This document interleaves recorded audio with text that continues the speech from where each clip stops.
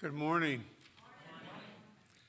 Welcome to God's house on this beautiful Lord's Day today. And I'm Herb Outlaut, one of the elders here. And for you who are with us in person and online, I welcome you on behalf of our Pastor Jim Mitchell in our session to come and worship our God today. We'd like to take a few minutes to make announcements. The youth group is meeting tonight at 5:30. Women's Bible study will not meet on Tuesday morning this week, but will meet in the evening and resume their regular schedule next week. I also want to mention the missions conference, Stepping into Missions, that's being hosted by the ARP churches in Greater Columbia between March 2nd and 6th. If you're interested in going to one or more of those, please speak with John Kirkendall. And we're happy that we've got, I think, 8 signed up to go to the senior high retreat at Clarkin. We haven't had a group go up there in a while. There's going to be a middle school retreat following on, and perhaps we can work something out with that too. If you would take a few minutes just to prepare your hearts for worship, there is a scripture passage from Luke 24 in your bulletin, or you can prepare in whatever way God leads you.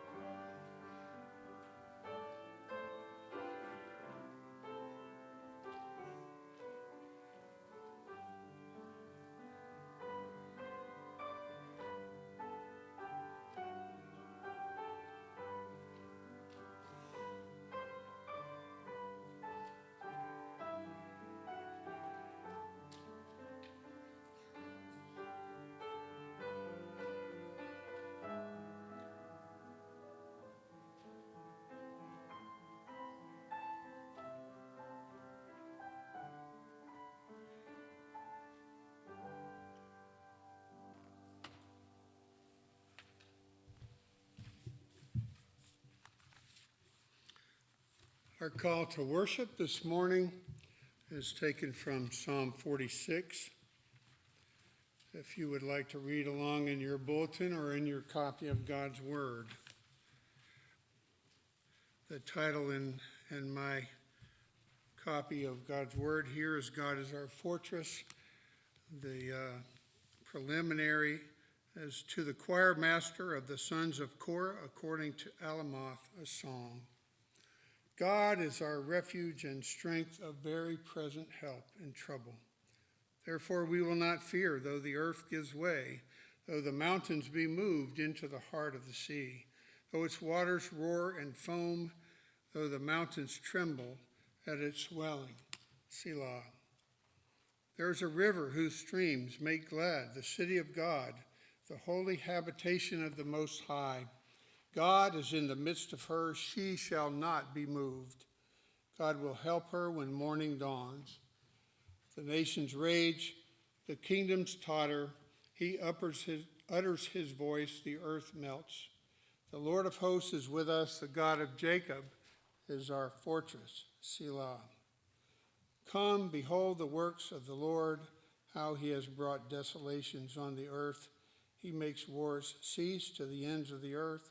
He breaks the bow and shatters the spear. He burns the chariots with fire. Be still and know that I am God.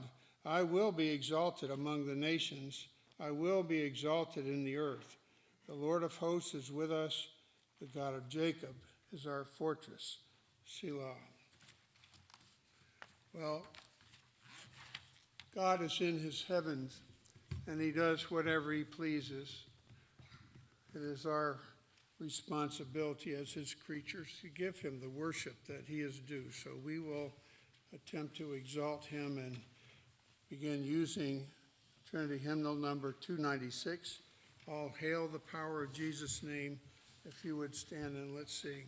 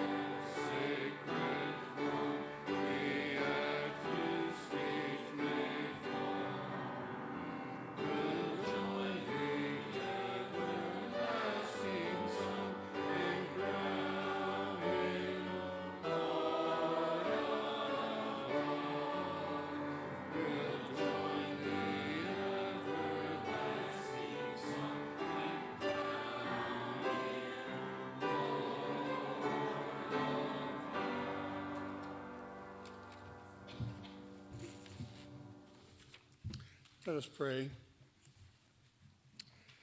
God our Father, we would all majesty to you ascribe, and we would see our Lord Jesus crowned as Lord of all, for under his feet will be the nations. And Lord, you rule over all this universe. We look forward to the time when all will submit and all will bow before the Lord Jesus Christ and call him as Lord. Father, be with us today by your Spirit. Lift up our hearts that we might lift them up to you. We pray that your Spirit would enliven us, enliven our pastor, that he would make the word as real to us and apply it to our hearts. We ask this in the precious name of our Savior Jesus Christ, who taught his disciples to pray, saying, Our Father, who art in heaven, hallowed be thy name. Thy kingdom come, thy will be done, on earth as it is in heaven. Give us this day our daily bread, and forgive us our debts, as we forgive our debtors. And lead us not into temptation, but deliver us from evil. For thine is the kingdom, and the power, and the glory forever. Amen. Please be seated.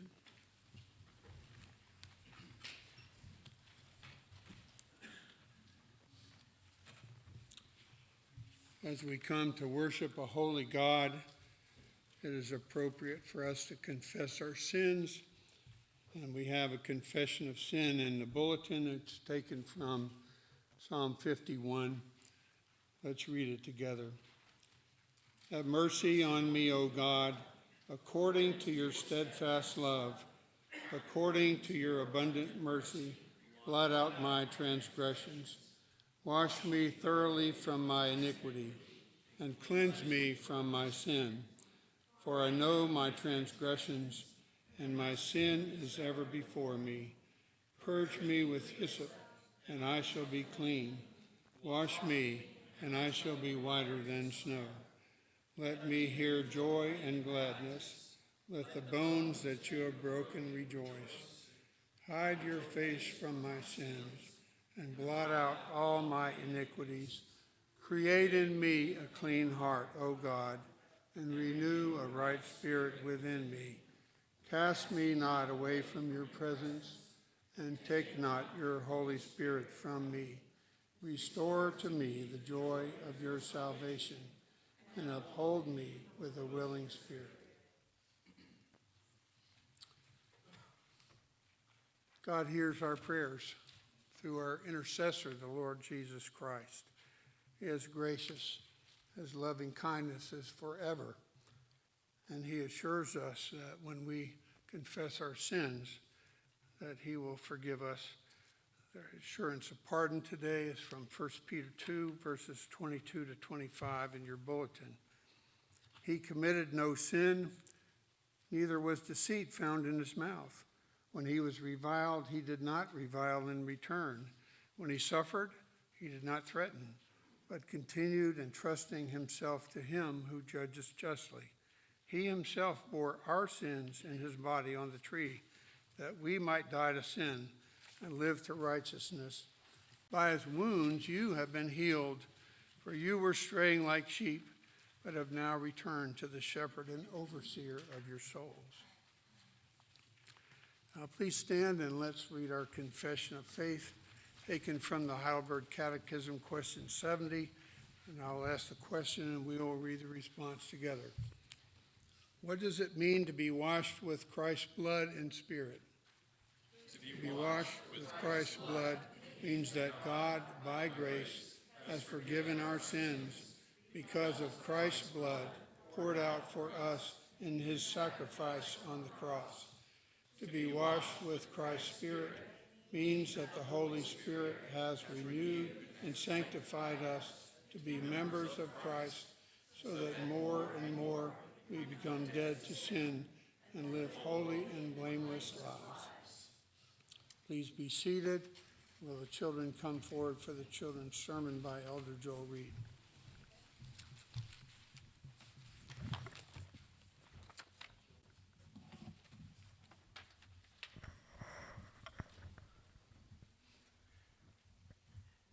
All right. Good morning.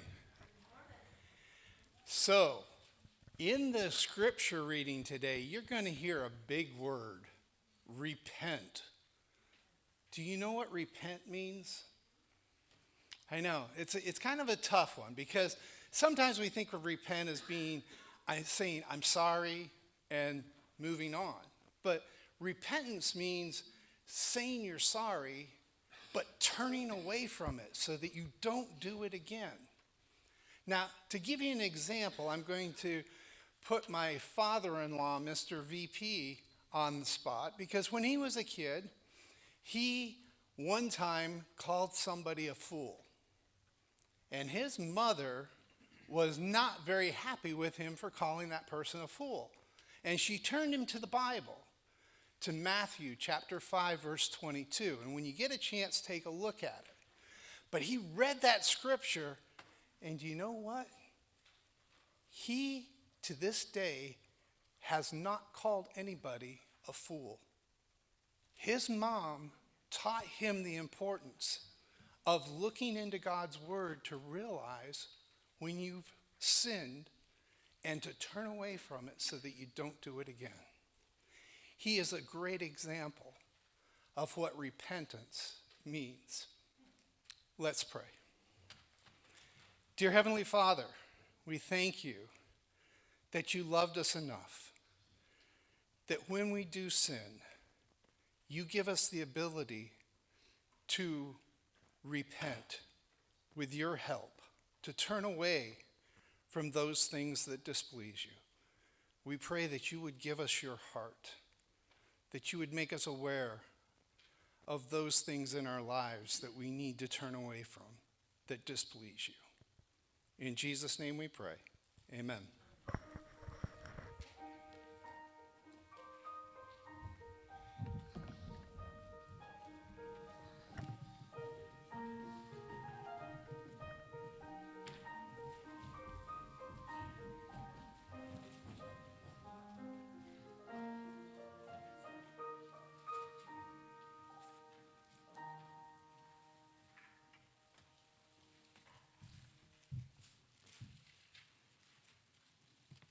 Our scripture reading this morning is taken from Acts chapter 3, verses 11 to 26. The setting here is in the portico of the temple. Peter and John had gone up for the hour of prayer, and a man who was lame from birth had been sitting in the beautiful gate asking alms, and Peter healed him in the name of Jesus. And that's where the scripture picks up in verse 11. While he clung to Peter and John, all the people ran together to them in the portico called Solomon's, astounded. And when Peter saw it, he addressed the people. Men of Israel, why do you wonder at this?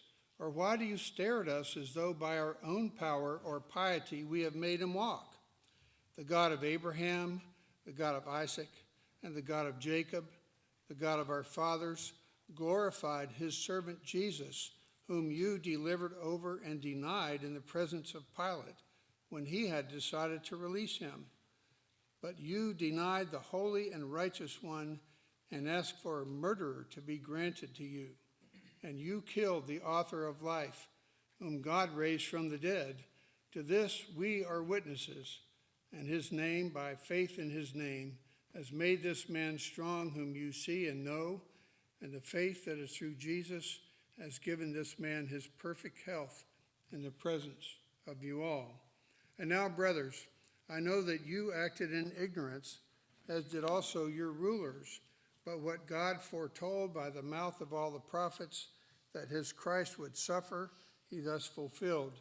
Repent, therefore, and turn again, that your sins may be blotted out, that times of refreshing may come from the presence of the Lord, and that he may send the Christ appointed for you, Jesus, whom heaven must receive until the time for restoring all the things about which God spoke by the mouth of his holy prophets long ago. Moses said, the Lord God will raise up for you a prophet like me from your brothers. You shall listen to him in whatever he tells you. And it shall be that every soul who does not listen to that prophet shall be destroyed from the people. And all the prophets who have spoken from Samuel and those who came after him also proclaimed these days. You are the sons of the prophets and of the covenant that God made with your fathers, saying to Abraham, and in your offspring shall all the families of the earth be blessed. God, having raised up his servant, sent him to you first to bless you by turning every one of you from your wickedness. May the Lord add his blessings to the reading of his word.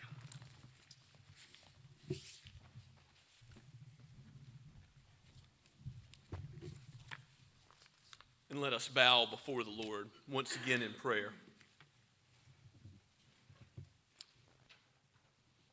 O Lord, our Lord, How majestic is your name in all the earth. This world is yours. It is the work of your hands. And if we do not praise you, the rocks would cry out. For all things have been created for your glory. You are the one who needs nothing. You exist in and of yourself, and you will be glorified, O God. But you have chosen in your wisdom to use means, even fallible, fallen human beings that you have redeemed by your sheer grace and mercy in the Lord Jesus Christ, washing us by his blood, atoning for our sin, giving us a righteous record that we did not earn, but that he earned on our behalf. And so we come with thanksgiving, Lord, for who you are and what you have done and what you are doing. You have adopted us and made us sons and daughters. You are sanctifying your church. You are building your church, even as we hear your word today. We pray that it would be applied to our hearts, that you would change us and not allow us to leave as we have entered, but become more like Christ. Make us more like the Savior. Help us to hate sin all the more. Ready us to release any habit or way of life that is displeasing to you, and calls us to joy in the things that you have called us to as your people, to love your word, to love your people, to love the lost all the more.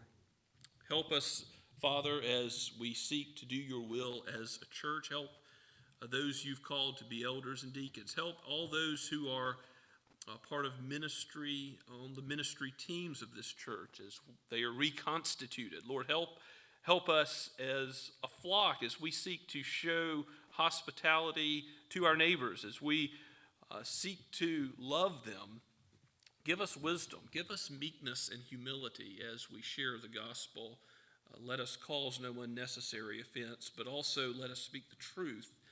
And we know that the truth of Christ divides.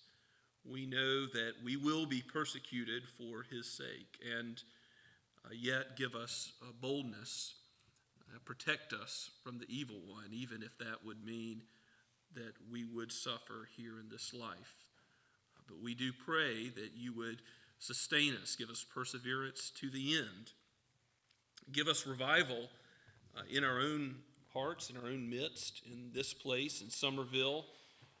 Let there be a revival of true faith in Christ, such that we will see the evidence of it in society, that we will be salt and light, and it will permeate our jobs and our recreation and our relationships in this community. Father, we pray that you would bless the youth of this church, even as we know that they are the church today, and they will be the church bearing the light of the gospel tomorrow. We pray for the youth retreat ahead. Bring the power of your word through the speaker, Evan English. We pray for those who will be attending, those who will be advising the children, as the teens as well. We pray for the children going to the middle school retreat also, and Lord, make a way for that to be possible. Thank you, Father, for how you have given the opportunity for so many in their teenage years to study your word. And we pray for the Sunday school classes as they go forward, not only for children but adults as well. As we study your word in the week and Bible studies, Lord, let your word be effective and do what you have promised with it. Change us and use it to sanctify us. We know that we are headed towards a day where there will be no longer any struggle with sin. There will be the glory of the light of your face forever and ever. And soon, in just a little while, all the labor and the fighting sin and the struggle with temptation, all will be over. Help us, Lord, to keep our eyes fixed on the author and finisher of our faith, the Lord Jesus himself. And help us to have the strength to persevere in him. He is the vine and we are the branches. Without him, we can do nothing. O Lord, you are our rock and our fortress and our hiding place. Be with those who have any need today, Lord, for the unspoken needs that only you know, for the things that give us anxious thoughts, for troubled relationships. Lord, make us a forgiving and a forgiven people. Make us, Father, free from anxiety, even as we have peace of conscience and joy in knowing the Lord Christ. And aid us as we seek to distribute that gospel to a lost world. Give us a heart that breaks for them so that we might show them the way, the truth, and the life, even Jesus himself.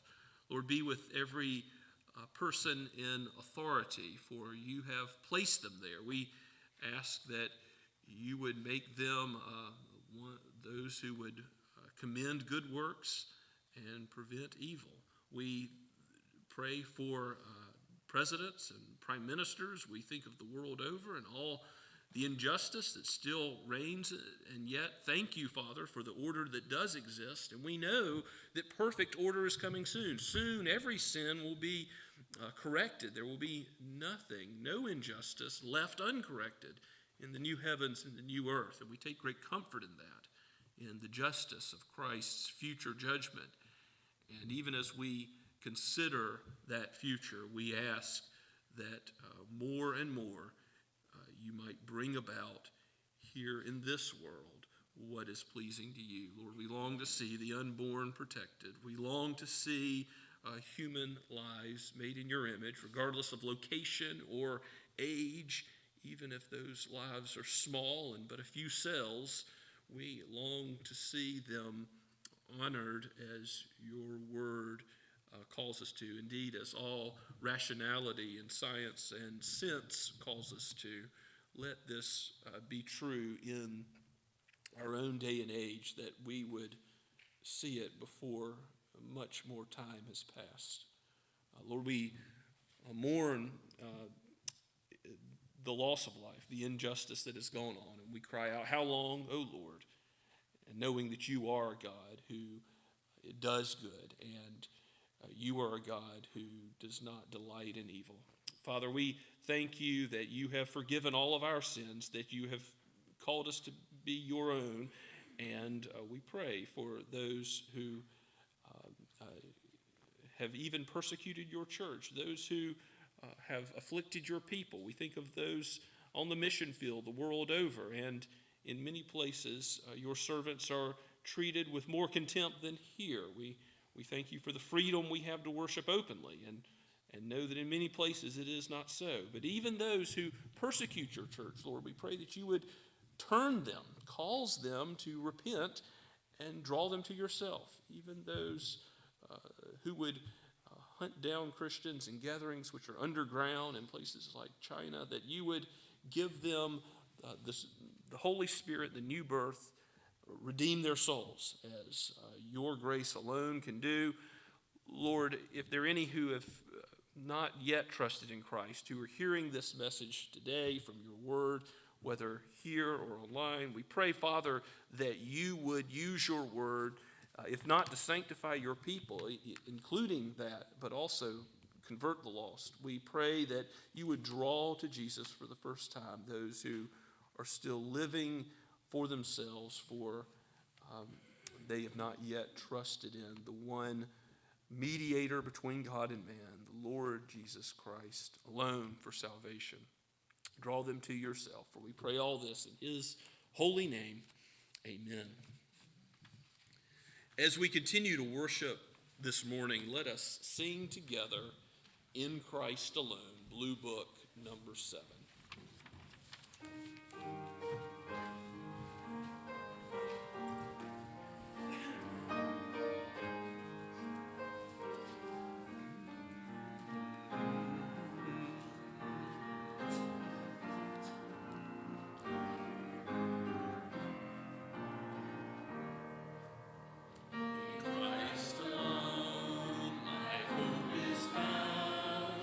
He is my strength, my strength.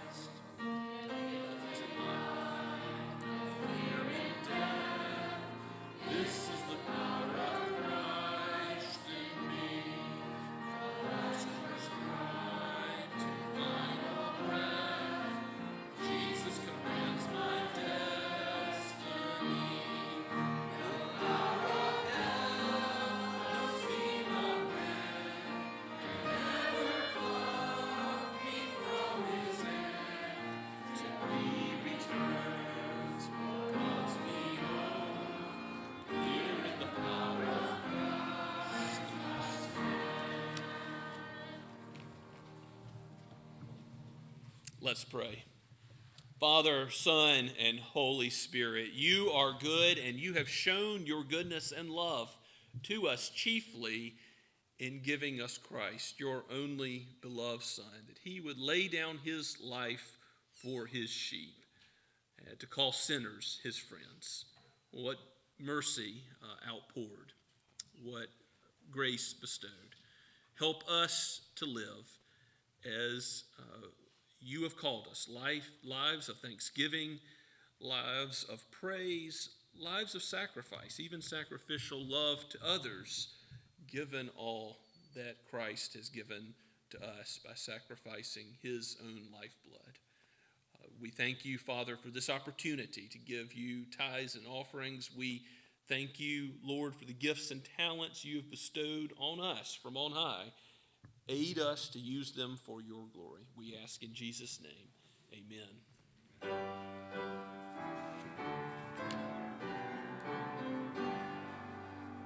Praise God from whom all blessings flow. Praise him, all creatures here below.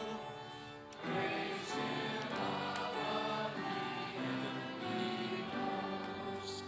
Praise Father, Son, and Holy Ghost.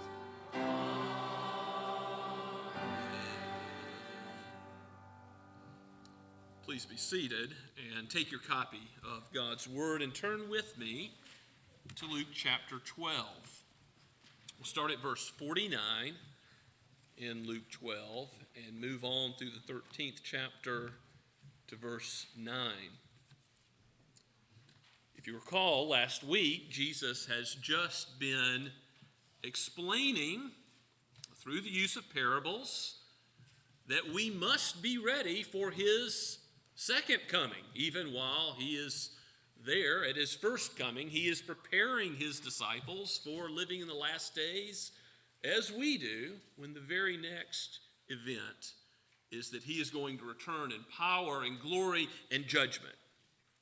And keeping that in mind, we'll look at this section of God's Word where readiness for the second coming will involve repentance, true turning in our hearts away from sin and towards Christ. We'll see what that involves. Again, Luke 12 at verse 49. This is Jesus speaking. This is penned by Luke the physician, breathed out by the Holy Spirit for God's people, for those who are not yet in Christ, who hear that you might hear and believe. I came to cast fire on the earth, and would that it were already kindled. I have a baptism to be baptized with, and how great is my distress until it is accomplished. Do you think that I have come to give peace on earth? No, I tell you, but rather division. For from now on, in one house there will be 5 divided, 3 against 2, and 2 against 3. They will be divided, father against son, and son against father, mother against daughter, and daughter against mother, mother-in-law against her daughter-in-law, and daughter-in-law against mother-in-law. He said to the crowds, when you see a cloud rising in the west, you say at once, a shower is coming. And so it happens. When you see the south wind blowing, you say there will be a scorching heat, and it happens. You hypocrites, you know how to interpret the appearance of earth and sky, but why do you not know how to interpret the present time? And why do you not judge for yourselves what is right? As you go with your accuser before the magistrate, make an effort to settle with him on the way, lest he drag you to the judge, and the judge hand you over to the officer, and the officer put you in prison. I tell you, you will never get out until you have paid the very last penny. There were some present at the very time who told him about the Galileans whose blood Pilate had mingled with their sacrifices, and he answered them, "Do you think these Galileans were worse sinners than all the other Galileans because they suffered in this way? No, I tell you, but unless you repent, you will all likewise perish. Or those 18 on whom the tower in Siloam fell and killed them, do you think that they were worse offenders than all the others who lived in Jerusalem? No, I tell you, but unless you repent, you will all likewise perish." And he told this parable. A man had a fig tree planted in his vineyard, and he came seeking fruit on it and found none. And he said to the vine dresser, "Look, for 3 years now I have come seeking fruit on this fig tree, and I find none. Cut it down. Why should it use up the ground?" And he answered him, "Sir, let it alone this year also, until I dig around it and put on manure. Then if it shall bear fruit next year, well and good. But if not, you can cut it down." Let's pray and ask for God's help. O Holy Spirit, teach us to be those who are planted in good soil and bear fruit. Fruit in keeping with repentance, that we might be found in Christ, knowing that he will come again in judgment, and knowing that our judgment is taken away in him. May it be so. Work in our hearts today to assure us in the truth of the gospel and to call it to us, if it is not yet ours, embraced by faith. For we pray in Jesus' name, amen. Jesus has a message of repentance to the crowds, to the Pharisees, to the scribes, but also his disciples, to whom he has been speaking about the last judgment. And he says in verse 49, if you go back to the very first verse that we read, that he actually came. One of the purposes for which Christ has become man is to cast fire on the earth. Well, you're thinking he came to seek and save the lost. There's many scriptural reasons that are given about why Christ came. But here's one reason that you might not think of. He came to cast fire on the earth. He came to judge. Now, of course, he's not thinking about his first coming, but his second. He's proclaiming ahead of time that he will be the judge of all men. And he expresses that he would desire it to already be kindled. Now, that might be a strange thought, that Jesus desires his second coming and judgment to already be here. But it's a righteous thought. It's a good desire. Even we can know that several ways. One, of course, is Jesus is the sinless one, and everything he desires is righteous, of course. But one is that another, Revelation at the very end, Revelation 22:20, we're called to say, "Come, Lord Jesus, come quickly." We're to desire his second coming. Why? At that great day, of the day of the Lord, when Christ comes in judgment, all sin will be corrected. Every injustice, everything that men thought they had skirted the judgment of God on, will be completely corrected by Christ. Either sin will be taken, assumed in him, in his cross work, as he bears it for all of his people for all time, past, present, and future, or that sin will be judged in the individuals themselves that go before the tribunal of Christ, go before his great courtroom, as it were, and face him on that day. No sin of thought, word, or deed will go overlooked. Even the good we have left undone. Those things will all be discovered on that great day. So Jesus desires a righteous desire in the second coming of himself as judge. But first he points his disciples and the crowds and even his opponents to what he came to do in his first coming. Look at verse 50. I have a baptism to be baptized with. What is that baptism that Christ is looking for? Well, remember, he set his face like a flint towards Jerusalem. He's marching towards the cross. That is his mission. And because he is going to Calvary, he's going to be baptized with blood. This is not talking about his water baptism, which has already occurred back in Luke chapter 3. This is talking about his baptism by death. He is going to undergo that great act of redemption. And his distress is until it's accomplished. It's interesting. We know that obviously it weighed upon Christ to face the wrath of God for us in the Garden of Gethsemane. We know that aspect of his humanity was a part of his march to Jerusalem. But we also know that he longed for it to be done. For the joy that was set before him, he went to the cross. He came to earth, indeed, because of this very purpose. And his purpose on earth is therefore not to give peace between men and God for those whom he's reconciling. Again, we've read that earlier in Luke's gospel as angels proclaim peace on earth to those on whom God's favor rests. But look at verse 51. Do you think that I have come to give peace on earth? And Jesus gives the answer you may not expect again. No, I tell you, I have rather come to bring division. What kind of division has Jesus come to bring?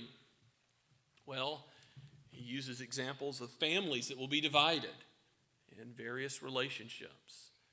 And that is difficult. That is hard. And elsewhere, Jesus says, if anybody loves me more than father or mother, he's not worthy to be my disciple. Because Jesus is the most all-encompassing, important factor in life. To be Christ's means you will be either a believer or an unbeliever. If you understand that this world is divided into those who are his sheep and those who are goats, those who are walking in wisdom, those who are still walking in foolishness and darkness. The scriptures speak about this division in many ways, and really we're going to see in just a moment how the Pharisees and many in the crowds are missing the division that Jesus came to accomplish. But division will occur is what Jesus is saying, not that we should go out of our way to cause a stumbling block to others, that we need meekness and humility as we give a reason for the hope within us, Peter says. And we do want to present the gospel winsomely, but it's Jesus saying, I am the way, the truth, and the life. No one comes to the Father except by me. That truth divides mankind. Those who are not in Christ don't want to hear it. We naturally desire to approach God on our own terms. And Christ tells us what the terms are. He calls men to repent.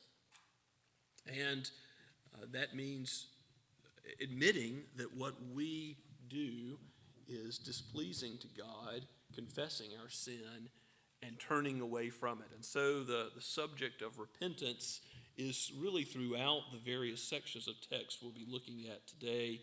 This first section about division, but also as we go forward. The second section is about weather forecasting. I don't know if you noticed that, but verses 54 through 56. Today, Doppler indicated tornadoes can be pinpointed. There's all kinds of amazing things that men can do with weather forecasting. There's still some incorrect forecasts that they give, that they're not God. They can't do it perfectly. But generally speaking, mankind can predict the future about weather to some extent. And that was true in Jesus' day. And of course, he gives a very basic illustration of that. He says, when you see a cloud rising, you say a shower is coming. Does everybody understand that illustration? I mean, even the simplest child can understand what Jesus is saying. There's a cloud, a shower's on the way, and also the south wind blowing associated in the Middle East for the heat wave that would come along with it. But Jesus says in verse 56, "You hypocrites." And again, he's speaking to the crowds broadly, but those who say, predicting the weather is reasonable, but they haven't yet recognized Jesus as Messiah. "You hypocrites, you know how to interpret the appearance of earth and sky, but why do you not know how to interpret the present time?" What is the present time? The time of the Messiah being present. And of course, they're laying their eyes on him. They don't understand that all the Old Testament prophecies have pointed to him. Jesus could have shown them all the places in Isaiah that are fulfilled. I mean, how much have they missed? We know the Pharisees and the scribes have missed things like the virgin birth, all the many miracles, the healings, the demons being driven out. How much has been missed as God's word should have been constantly pointing everyone to Jesus. I mean, John the Baptist came as the forerunner, just as Scripture said, and pointed to Jesus. What did John the Baptist proclaim, by the way? Repentance. Repent, for the kingdom of heaven is near. And so Jesus also is going to proclaim a gospel of faith and repentance together. Jesus is preaching. Everybody was amazed at his preaching. Everybody's amazed at his wisdom. But did they recognize Jesus for who he really was? The Son of God, the Messiah, the Savior. And in many cases, the answer is no. So those who are answering no or who haven't yet seen it are called by Christ hypocrites. You're saying you can interpret earthly things, but you can't interpret all the many signs, both in the Scriptures and done in your very presence, these miracles and casting out of demons, all the things that point to his divinity and his role as Savior, as he's come to give his life as a ransom for many, to lay it down, and he is going to accomplish that great work.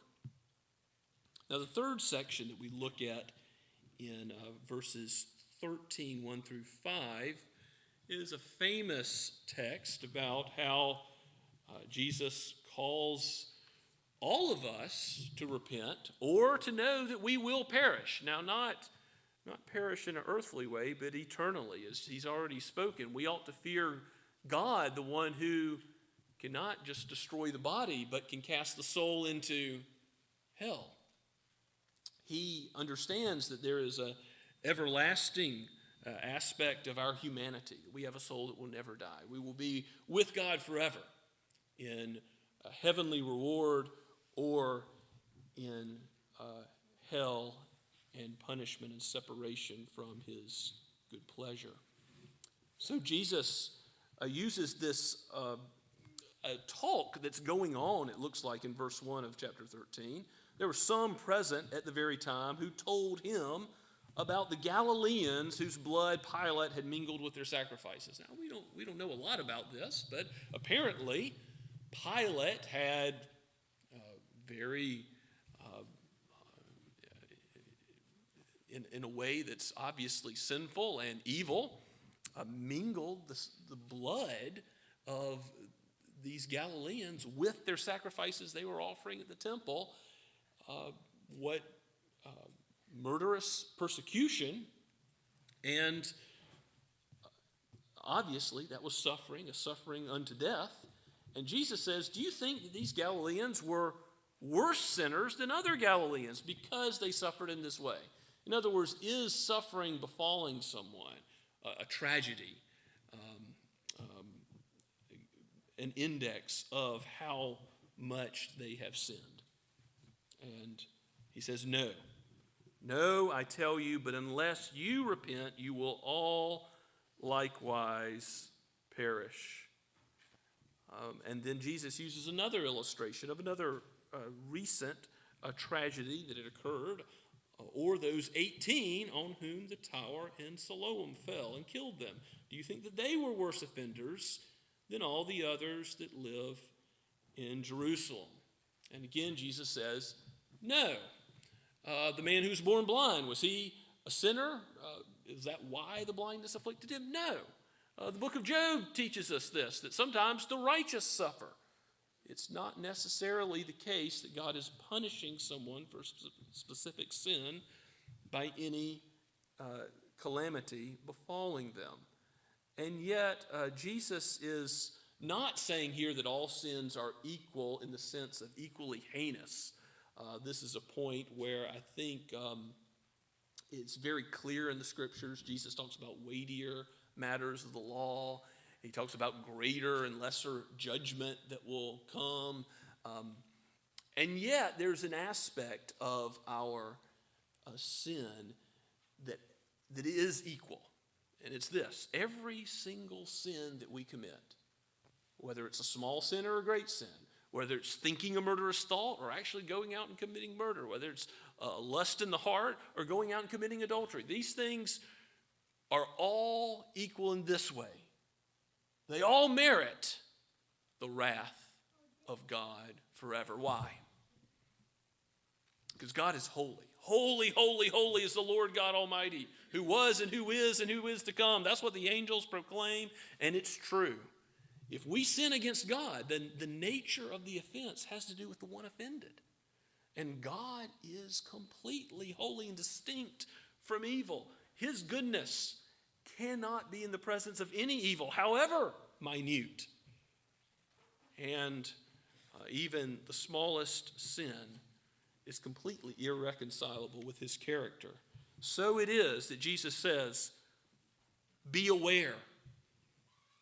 You who are hearing this message, his original hearing audience, and yes, we who are hearing his word today, repent or perish. It is a faithful warning from a faithful prophet, the prophet of prophets, Christ himself. He's saying, repent, that is, turn away from sin, turn towards him in faith, or die. Mankind would be divided by Christ and his words. But to know him is to know life. To be connected with him is to be connected with the living vine and to bear fruit.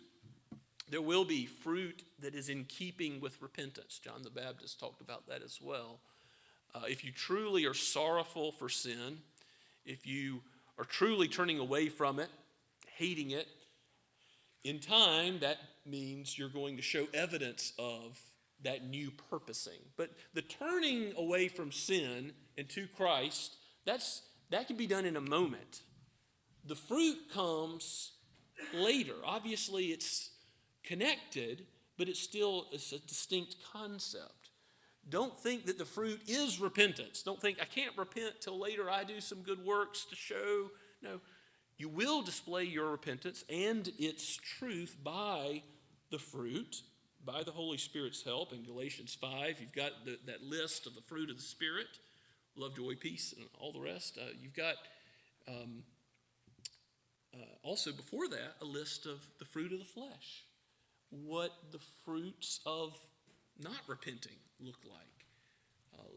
Look at that. Ask the question of your own heart. Where does my heart stand before the Lord? Jesus gives a parable in the final section of text, which we're considering this morning in verses 6 through 9, which is really aiming at the heart of his original listeners, and yes, we who are hearing today, and the parable of the barren fig tree. He doesn't end up saying whether or not this tree bears fruit. But there's a man who had planted a fig tree, and fig trees usually take a while before they bear fruit. And he came seeking fruit, but he didn't find any. And for 3 years that's been the case. So what does he say to do? Useless fig tree. Chop it down. But the vine dresser says, hey, hold on. Let's give it a little more care, a little more fertilizer, and see if it will bear fruit. Now, obviously, the fig tree, all of Jesus' hearers would have associated with what? Israel. You look back in the Psalms and in Ezekiel, there's several passages which at length relate Israel to a vine God has planted and God has cared for. And what is Israel doing in large part while Christ is here at his first coming? Well, they're rejecting him as Messiah. Many in the crowds are like the hypocrites that interpret the weather, but they don't interpret Christ as Messiah as they ought. And so Jesus doesn't sort of say what the conclusion is. He doesn't say whether or not there's fruit next year. Many of his hearers might not ever bear fruit, might not ever repent, but maybe some will. And maybe some, even today, the Holy Spirit will grab a hold of and in your heart say, I haven't shown that I have repented. I haven't turned away from sin and towards Christ. But if you will do that, you can know, if you seek the Lord when he may be found, that if you repent, you will not perish. He did not come to judge. He came to give life. And that judgment will come to those who do not go to him for that eternal life. God sent his only beloved Son so that we might have eternal life in him and not perish. The judgment will only come to those who are still in their sins, who do not go to the great vine dresser and ask him to prune out remaining sin. Part of the sanctification process, as I was just speaking to the youth this morning in Sunday school, is we understand we're not righteous because of our own good deeds or bad deeds. We're righteous because of the justification of Christ. We're counted according to his life and not our own. But sanctification is about changing us, bearing fruit in our own lives in accordance with God's word, pleasing him. Forsaking sin, turning to Christ means that by the Holy Spirit you will more and more die to sin and live to righteousness. What sin have you harbored in your heart? Take that sin and repent of it. That is part of the meaning of Christ's message to his true disciples, to those who know him today. He is the vine and you are the branches. That symbol of the unity with Christ that John gives in John chapter 15 shows us that our strength to live as a fruitful vine ultimately comes not from us, but from Jesus himself. We are connected to him. He is the great shepherd of the sheep, building his church, sanctifying his people with his word. May we pray that he do so with each of us. Let's pray together. Father, we give you thanks for your word. It is sharper than any two-edged sword. It knows our hearts completely, for you know our hearts. We have too much indwelling sin. Lord, help us, not by the flesh, but by the power of your Spirit, to turn away from that sin and to turn towards Christ and to bear fruit that is in keeping with being his disciple and to proclaim a gospel of repentance, even though there may be consequences in our relationships and in this world. Lord, give us the strength to proclaim Christ as Lord and Savior, our Lord, Lord of our conscience, and as the one who has freed us from all judgment. We do pray, come quickly, Lord Jesus, come, for we know that you desire to make all things new. Begin with us, we pray, in Jesus' name. Amen. As we continue to worship the Lord and respond to his word this morning, let's sing hymn number 520, Jesus, thy blood and righteousness.